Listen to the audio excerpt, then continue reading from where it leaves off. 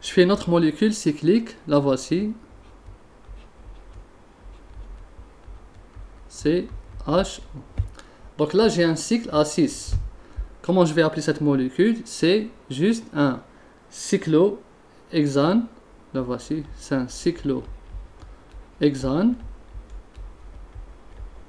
avec E, carbaldéhyde. Carbaldéhyde.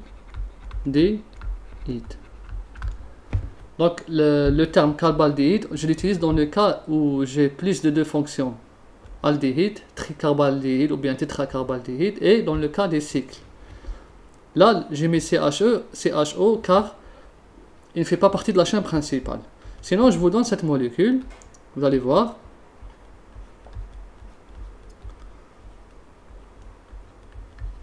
Essayez de nommer cette molécule.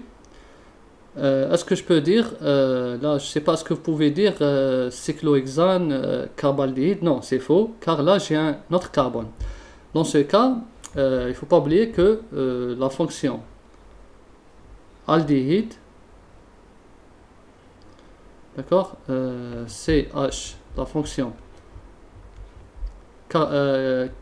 aldéhyde, elle est prioritaire par rapport au cycle. D'accord. Dans ce cas, le cycle il devient un substituant, une ramification. Ici, le cycle, c'est une ramification. Il est ramifié. Donc, ici, de nommer ça, ça va être un. Donc, ça va être un 2. D'accord. Ça va être un 2. Cyclohexyle. D'accord. Éthanol. Tout simplement. Car l'aldéhyde, il est prioritaire par rapport au cycle, ou bien par rapport aux alkyles. Donc, c'est un 2 cyclohexyle éthanol. Vous voyez, donc là, c'est différent par rapport à là. À partir du moment où l'atome, la chaîne augmente, plus d'un atome, là, ça va être, c'est ça la chaîne principale. Là, c'est-à-dire, c'est comme si que les deux sont principaux. Comme si que, d'accord, si on essaye de comprendre. Là, j'ai un carbaldéhyde et là, un cycle. Mais là, vraiment, le cycle il devient ramifié. Il n'est pas principal. On ne peut pas dire cyclohexane. Ça devient un cyclohexyle, éthanol. Maintenant, je vous donne le nom des molécules et vous allez dessiner. Bon, je vous donne cette molécule, but de inal. Donc là, je commence par la chaîne principale. C'est un butane. Donc c'est 4 atomes de carbone. 1, 2, 3, 4. Ensuite, c'est un al. Là, vous voyez, c'est un al. Al, ça veut dire c'est un aldéhyde. Al. Comme c'est un aldéhyde, donc je dois mettre la fonction carbonique. Ensuite, je dois numéroter. 1, 2, 3, 4. Et j'attribue la deuxième fonction, qui est secondaire par rapport à l'aldéhyde, c'est in. C'est une triple liaison. En position 2. La position 2, position 3. Maintenant, je rajoute quoi? Les H. Donc ici, j'ai un H3. Ici, j'ai pas de H. Là, j'ai pas de H. D'accord? Donc, c'est un but de inal. Une autre molécule que je vous donne. 3 butyl, 4 chloro, hexanediol. Hexanediol. Donc je commence par la chaîne principale.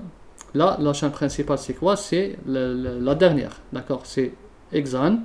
D'accord? C'est le nom, selon l'EPAC, c'est la dernière partie de la nomenclature, selon l'EPAC. Donc ici, j'ai un hexane, 6 atomes de carbone. 1, 2, 3, 4, 5, 6. Ensuite, j'ai un dial. Le dial, forcément, ici, c'est terminal. Un dial, d'accord? Aldéhyde, c'est des fonctions terminales. Donc forcément, elles vont être en position 1, 6. Donc COH. COH. Ensuite, je dois numéroter 1, 2, 3, 4, 5. J'ai un 3 butyl ici. Le butyl, c'est quoi? C'est le C4H9. 4 chloro. Le chlore, hexanediol. La voici. Maintenant, qu'est-ce que je vais ajouter? Juste les H. H2, H, H, H2. Voici la molécule. Donc là, c'est facile à dessiner après avoir obtenu la nomenclature. Donc là, on a terminé les aldéhydes. La prochaine leçon, ça va être par rapport au cétone.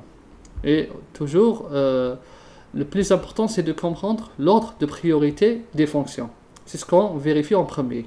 La priorité des fonctions, ensuite l'indice, ensuite l'ordre alphabétique.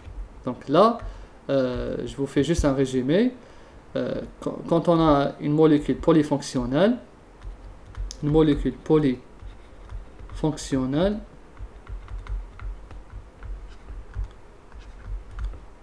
tout d'abord, on vérifie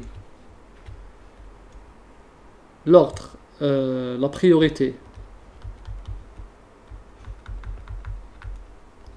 par rapport à la fonction,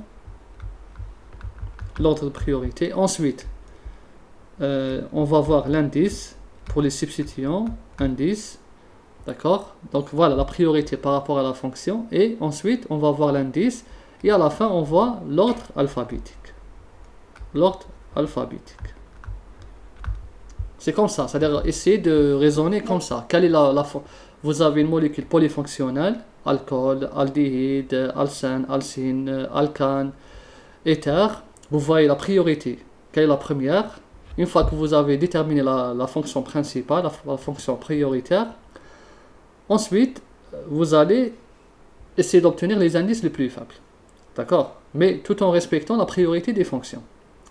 Une fois que vous avez déterminé les indices, là, on va faire l'ordre alphabétique. Par quoi on commence? Donc, essayez de suivre ces trois étapes principales. Je vais faire 1, 2 romains et 3 romains. La prochaine séance, ça va être les cétones.